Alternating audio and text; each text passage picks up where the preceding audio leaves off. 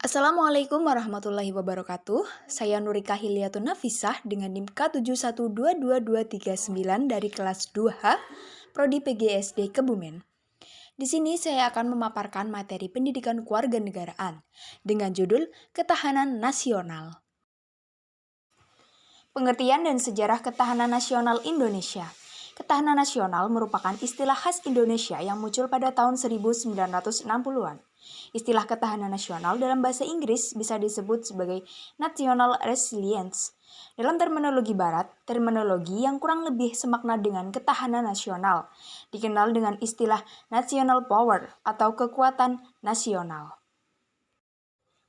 Secara etimologis, istilah ketahanan berasal dari kata dasar tahan, yang berarti tahan penderitaan, tabah, kuat, dapat menguasai diri, gagah, dan tidak mengenal menyerah. Ketahanan memiliki makna mampu, tahan dan kuat menghadapi segala bentuk tantangan dan ancaman yang ada guna menjamin kelangsungan hidupnya. Pada tahun 1969, lahir istilah ketahanan nasional yang dirumuskan sebagai keuletan dalam daya tahan suatu bangsa yang mengandung kemampuan mengembangkan kekuatan nasional yang ditunjukkan untuk menghadapi segala ancaman yang membahayakan kelangsungan hidup negara dan bangsa Indonesia. Kita mengenal 3 konsepsi ketahanan nasional Indonesia, yakni konsepsi tahun 1968, tahun 1969, dan tahun 1972. Menurut konsepsi tahun 1968 dan tahun 1969, ketahanan nasional adalah keuletan dan daya tahan. Sedangkan pada konsepsi tahun 1972, ketahanan nasional merupakan suatu kondisi dinamik yang berisi keuletan dan ketangguhan. Jika pada dua konsepsi sebelumnya dikenal dengan istilah Ipolexom atau Pancagatra, dalam konsepsi tahun 1972 diperluas dan disempurnakan berdasar asas Astra Catra.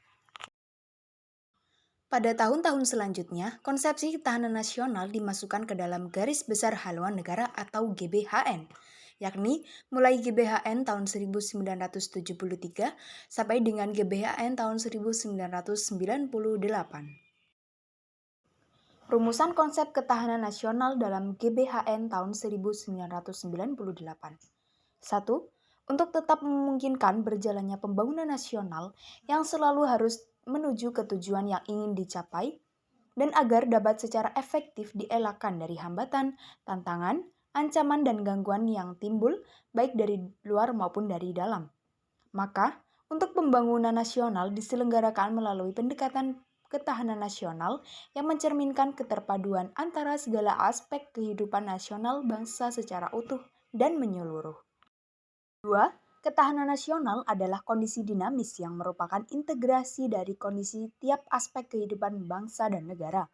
3.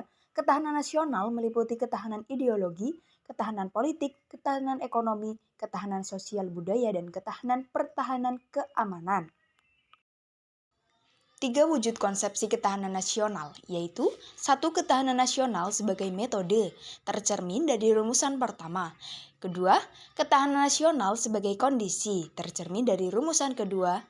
Dan ketiga, ketahanan nasional sebagai doktrin dasar nasional, tercermin dari rumusan ketiga. Sekian pemaparan materi dari saya, kurang lebihnya mohon maaf. Wassalamualaikum warahmatullahi wabarakatuh.